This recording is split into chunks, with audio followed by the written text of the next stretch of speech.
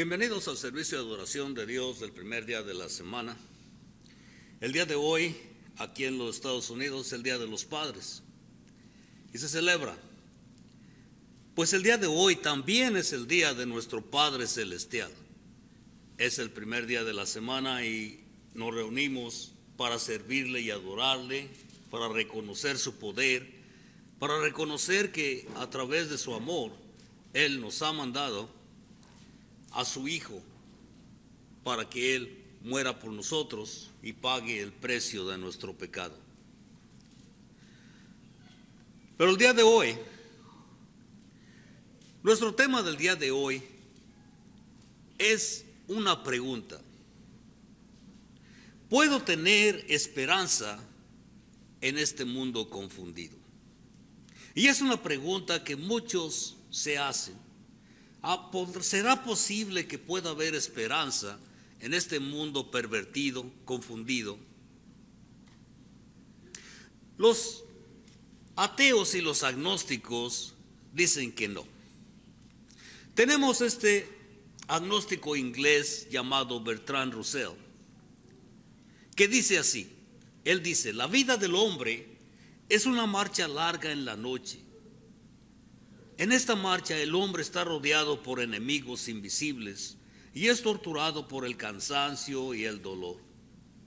Es probable que su origen, su crecimiento y sus esperanzas, sus temores, sus amores, inclusive sus creencias, no son nada más que la colocación casual de átomos. Estos son los pensamientos de este famoso agnóstico inglés. No dice de ninguna esperanza, sino de la colocación casual de los átomos. Voltaire dijo: ojalá y que yo nunca hubiera nacido. Y tenemos a Roberto Ingersoll, que dijo esto cuando murió su hermano. Él dijo: la vida es un valle estrecho entre las dos cumbres frías y áridas de la eternidad. Gritamos y pedimos socorro, y la única respuesta es el eco de nuestro propio grito. Los pensamientos de estos tres hombres reflejan mucho el pensamiento general de la gente del mundo. Ellos dicen: no hay esperanza. Pero Jesús dice lo contrario. Jesús dice que sí hay esperanza. Abran sus Biblias al libro de Juan capítulo 10. Libro de Juan capítulo 10 y versículo 10. Veamos lo que Jesús nos dice ahí. Hablando, Él dice: el ladrón no viene sino para hurtar y matar y destruir. Pero también dice: yo he venido para que tengan vida y para que la tengan en abundancia. Jesús nos dice que hay esperanza, que siempre habrá esperanza para aquel que cree en Él. El libro de los Filipenses capítulo 4, versículo del 4 al 7,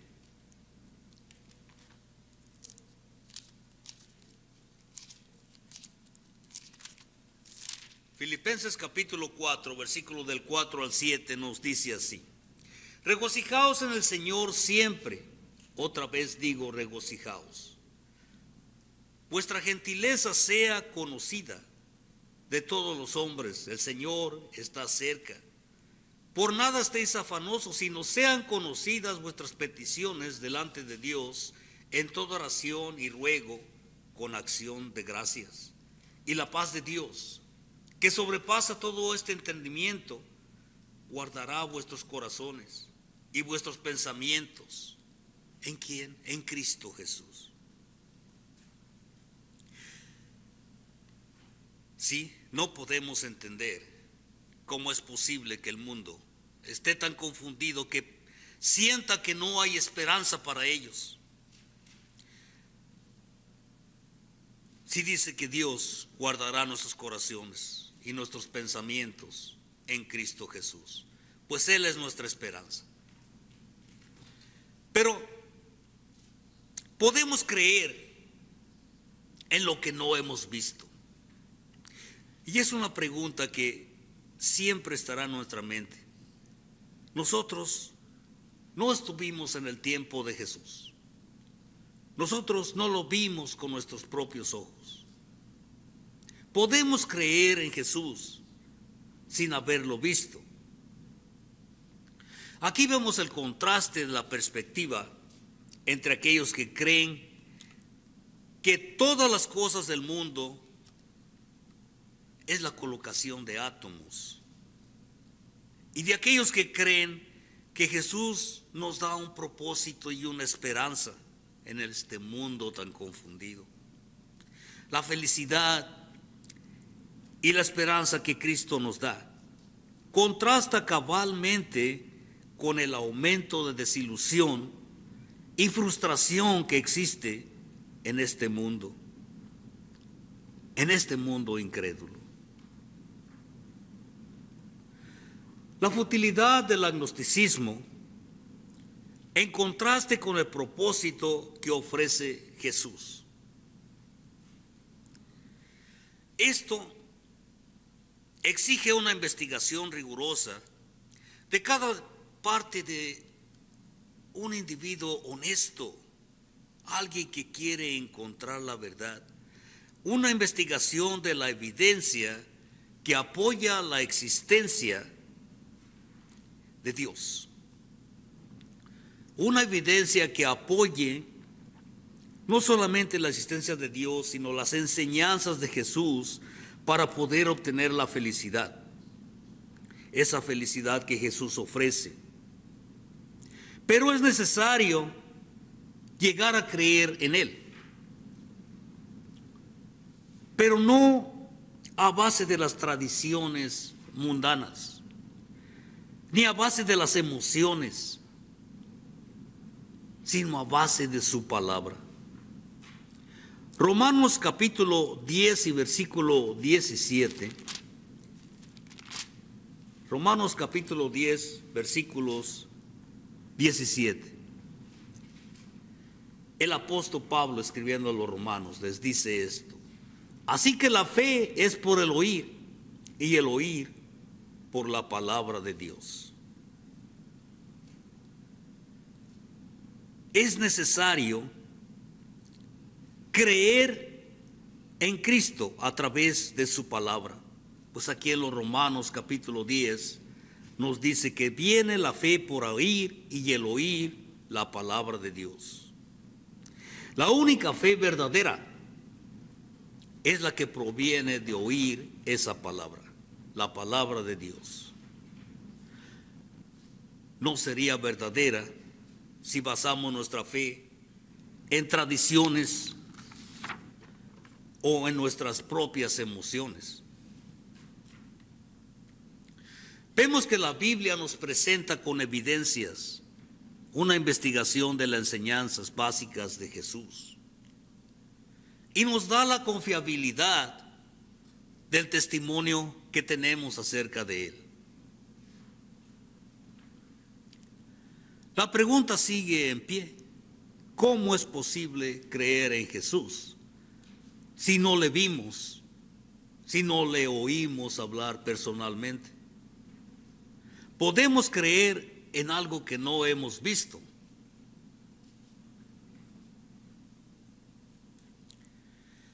Cuando se le pregunta a algunas personas acerca de Dios,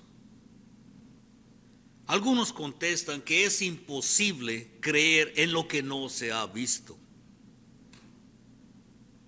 Y así piensan muchos. Pero tal actitud es irracional, ya que creemos en muchas cosas que no podemos ver.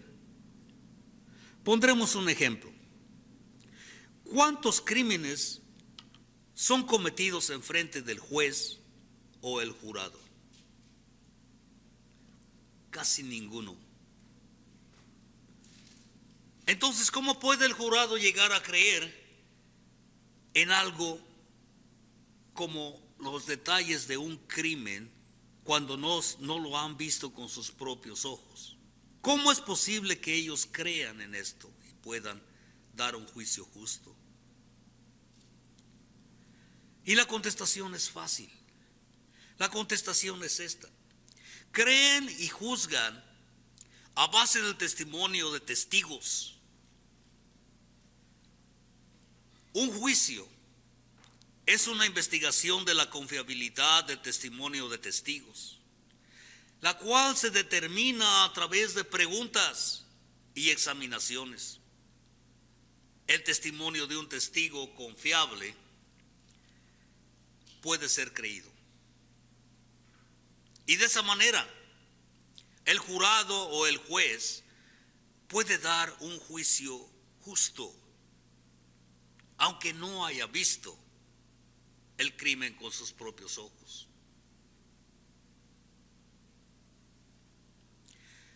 Veamos lo que está escrito en la Biblia acerca del testimonio que se da acerca de Jesús.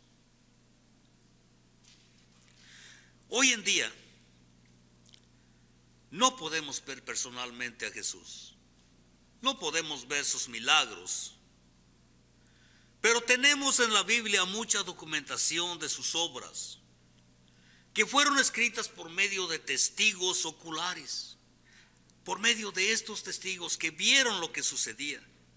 Estos son los apóstoles y otros, no solamente los apóstoles, que afirmaron verle, hacer pruebas incuestionables de su deidad. Pero de mayor importancia, que estos testigos afirmaron ver a Jesús vivo después de su muerte. ¿Cómo podemos creer a estos testigos? Igualmente que un juez o un jurado, podemos creerlos al investigar el testimonio de ellos. Podemos hacerles preguntas, interrogarles y así saber si son testigos confiables. Y así poder llegar a la conclusión de que Jesús verdaderamente hizo milagros, de que Jesús verdaderamente resucitó de entre los muertos.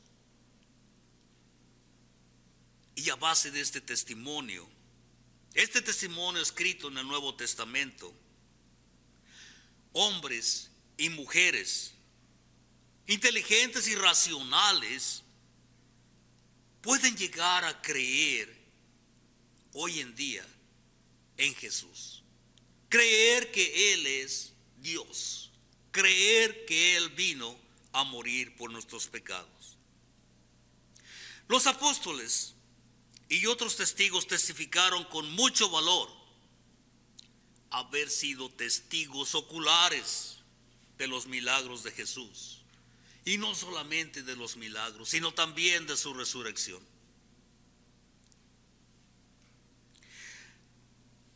Libro de Primera de Juan, capítulo 1.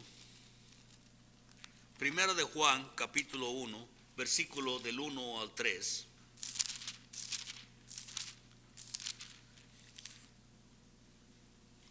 Nos dice así: lo que era desde el principio, lo que hemos oído, lo que hemos visto con nuestros ojos, lo que hemos contemplado y palparon nuestras manos, tocante al verbo de vida, porque la vida fue manifiesta y la hemos visto y testificamos, y os anunciamos la vida eterna, la cual estaba con el Padre y se nos manifestó. Lo que hemos visto y oído, eso os anunciamos, para que también vosotros tengáis comunión con nosotros. Y nuestra comunión verdaderamente es con el Padre y con su Hijo Jesucristo. Lo que habían oído, lo que habían tentado, lo que habían visto y contemplado y que tocaron sus manos, esto es lo que ellos anunciaban. este testigo, Juan. Tenemos a otro testigo. En segunda de Pedro capítulo 1 y versículo 16. Y en segunda de Pedro capítulo 1 y versículo 16 nos dice: porque no os hemos dado a conocer el poder y la venida de nuestro Señor Jesucristo siguiendo fábulas artificiosas, sino como habiendo visto con nuestros propios ojos su majestad. Habían visto la majestad de Cristo.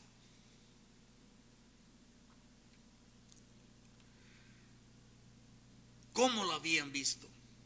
Pedro se refiere aquí a que había sido testigo de vista de la transfiguración de Cristo.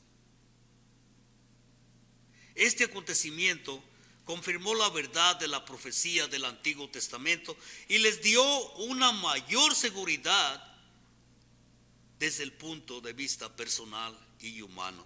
Veamos Mateo capítulo 17, libro de Mateo capítulo 17, versículo del 1 al 8. Mateo 17, versículo del 1 al 8. Veamos lo que sucedió en esa forma cuando Pedro afirma que había visto la majestad en Jesús.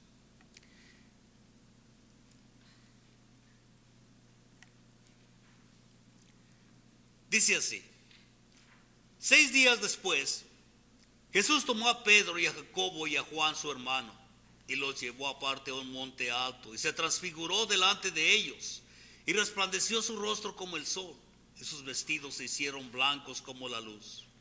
Y aquí le aparecieron Moisés y Elías hablando con él.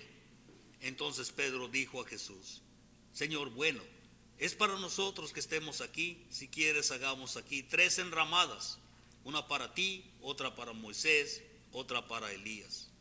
Mientras él aún hablaba, una nube de luz los cubrió, y he aquí una voz desde la nube que decía: Este es mi Hijo amado en quien tengo complacencia, a él oíd. Al oír esto, los discípulos se postraron sobre sus rostros y tuvieron gran temor. Entonces Jesús se acercó y los tocó y dijo: Levantaos y no temáis. Y alzando ellos los ojos, a nadie vieron sino a Jesús solo. La majestad de Jesús se había revelado a ellos a través de esta visión que tuvieron. Juan y Pedro la habían visto. Habían sido no solamente testigos oculares de sus milagros, habían visto la revelación de la majestad divina también. ¿Les parece que este testimonio será sincero, será confiable? ¿O pensarán que es una mentira? ¿Fueron mentirosos los apóstoles?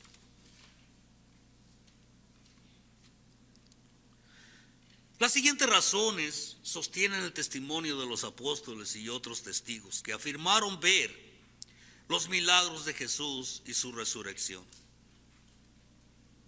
Vemos que la gran cantidad de gente que vio los milagros de Jesús y que le vieron vivo después de su resurrección sostiene este testimonio que fue escrito, este testimonio de los apóstoles. Vemos que inclusive el apóstol Pablo tuvo que presentar evidencias de que hubo una resurrección. Y esto sucedió solamente algunos 30 años después de que la resurrección sucedió. Vemos en la primera carta a los Corintios, capítulo 15, versículo del 3 al 6. Primera carta a los Corintios, capítulo 15, versículo del 3 al 6. Donde Pablo les dice y les enseña: porque primeramente os he enseñado lo que asimismo recibí, que Cristo murió. Murió por nuestros pecados conforme a las Escrituras. Y que fue sepultado y que resucitó al tercer día conforme a las Escrituras. Y que apareció a Cefas y después a los 12. Después apareció a más de 500 hermanos a la vez, de los cuales muchos viven aún y otros ya duermen. Nos habla Pablo afirmando y diciendo que Jesús había sido visto después de haber resucitado, que había sido visto por más de 500 testigos, que la resurrección de Cristo era verídica y que al escribir en la mayor parte, estos 500 todavía vivían. Y los cristianos en Corinto, que dudaban de la resurrección de Cristo, Pablo les desafía y les dice: hablen con los 500 que habían visto a Cristo después de su muerte. Pablo tenía la certeza de que todo esto era verídico. Porque si solamente uno o dos hombres hubieran afirmado haber visto a Jesús después de su resurrección, tendríamos razón de dudar. Uno o dos podrían mentir. Pero cuando más de 500 personas sinceras, capaces y honestas testificaron el mismo hecho de su resurrección, tenemos que creer su testimonio. Y hermanos, hubo centenares de testigos que vieron otros milagros de Jesús. El cambio en las vidas de los apóstoles también nos da una evidencia que sostiene este testimonio. Los apóstoles, antes de ver a Jesús resucitado, fueron hombres tímidos e ignorantes y tenían mucho miedo de los enemigos de Jesús. Libro de Juan, capítulo 11, Juan capítulo 11, versículo del 8 al 15.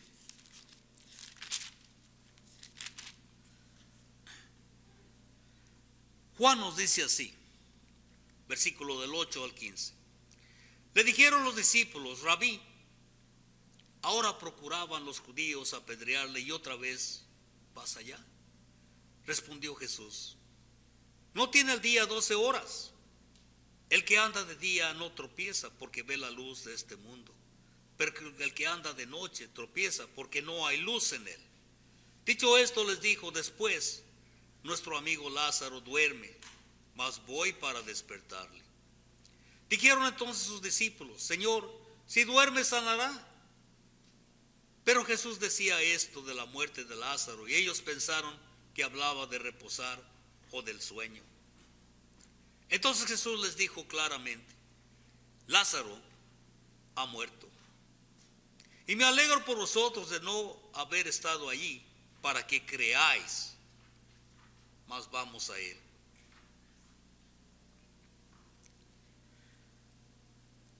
Cuando los apóstoles estaban con Jesús y Jesús les habla diciendo que quería ir a Judea, los apóstoles tenían miedo de que algo sucediera, tanto a él como a ellos. Pero Jesús sabía lo que hacía. Cuando prendieron a Jesús en el huerto de Getsemaní, todos los apóstoles huyeron. Huyeron como cobardes. ¿Sí? Sabemos que hubo un cambio después de esto, pero leamos el libro de Mateo capítulo 26. Mateo capítulo 26 y versículo 56.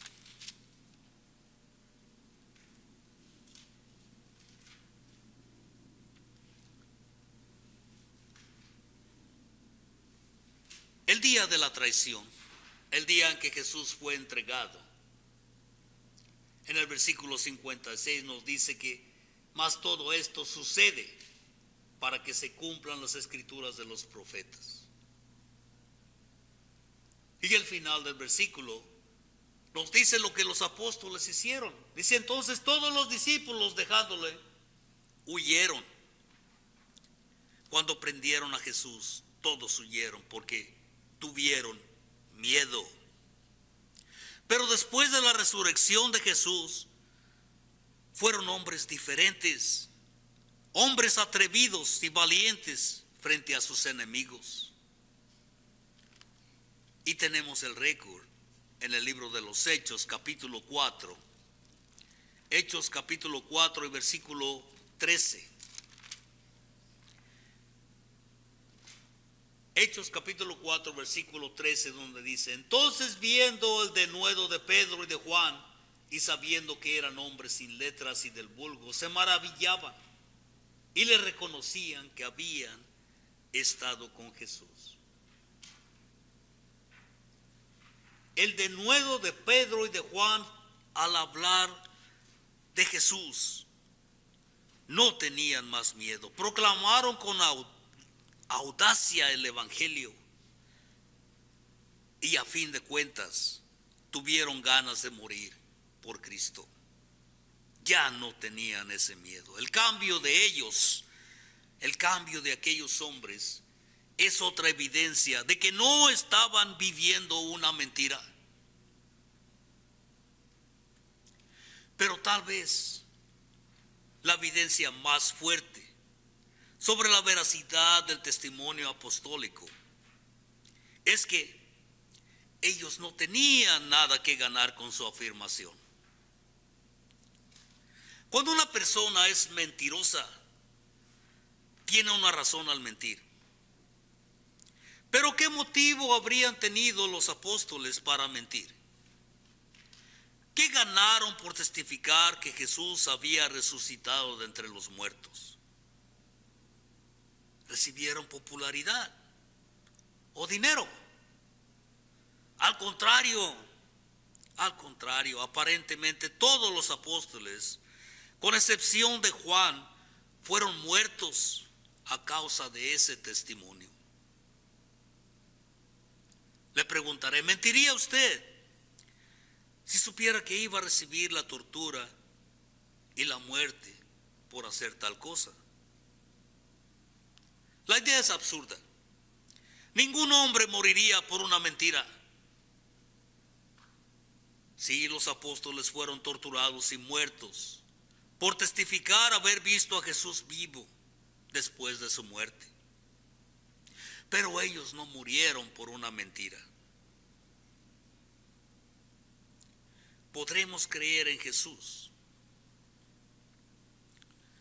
Hay evidencias que merecen investigación. Si usted quiere estudiar más acerca de Jesús, le invitamos a estudiar con nosotros. La evidencia en las Escrituras es infinita. Hemos visto el día de hoy que Jesús dijo en Juan 10:10, yo he venido para que tengan vida y para que la tengan en abundancia. La esperanza está ahí. Hemos visto que las tradiciones y las emociones no son bases sólidas para tener una fe cierta, una fe aceptable a Dios. Pero hemos visto que en los Romanos capítulo 10, versículo 17, que podemos obtener esa fe al oír la palabra de Dios. Ahora sabemos que si a través del testimonio de aquellos que vieron y oyeron, es posible creer en algo sin haberlo visto. Vimos el testimonio de Juan, el cual dice, lo que hemos visto, lo que hemos oído, eso os anunciamos. Pedro también dijo que no seguían fábulas al hablar de Jesús, sino que le habían visto con sus propios ojos y aún más, que habían experimentado la grandeza de Dios. Sabemos que más de 500 personas afirmaron haber visto a Jesús después de su muerte y resurrección. Primera de Corintios capítulo 15, versículo 6. ¿Qué pasó con la mayor parte de los apóstoles por testificar haber visto los milagros y la resurrección de Jesús? Todos ellos nos dice que fueron torturados y muertos. Solamente Juan sobrevivió. Fueron muertos por testificar haber visto a Jesús vivo después de su muerte. Vemos el cambio de los apóstoles al ver a Jesús después de su resurrección de entre los muertos. Tenemos todas estas evidencias escritas en la Biblia y sabemos que Jesús es vida y que es la promesa que esperamos. Entonces, la contestación es de que sí podemos tener esperanza en este mundo confundido. Mucho más se puede hablar de todo esto. Podemos hablar también de que debemos llegar al bautismo para ser miembros de la iglesia. Y ser miembro de la iglesia de Cristo es una bendición. Sí, una bendición que viene como consecuencia de obedecer al Evangelio. Pero tanto el salvarle como el ser miembro de la iglesia es algo que Dios hace cuando usted oye el Evangelio, cuando usted cree en su mensaje, cuando usted se arrepiente de sus pecados y confiesa su fe en Jesucristo. Bautizándose para el perdón de sus pecados, obedeciendo así los mandamientos del Señor. Y estos son los pasos a seguir.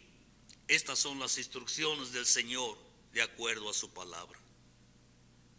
Si aún tiene usted preguntas sobre este tema bíblico, si quiere usted estudiar más de la Biblia para conocer la verdad escrita, tenemos estudio de la Biblia los jueves a las 7 de la noche. O quizás usted está interesado en un curso por correspondencia. En ese caso, comuníquese con nosotros al teléfono área 219, teléfono 228-1923. Y solicite el curso por correspondencia. O visítenos en nuestro local de reunión, la Iglesia de Cristo, en el 2133 de la calle 169 en Hammond, Indiana. Tenemos servicio de adoración todos los domingos a las 3 de la tarde y tenemos estudio bíblico los jueves a las 7 de la noche. Todos son bienvenidos a estudiar la palabra de Dios. Esperamos oír de usted pronto. Que el Señor los bendiga.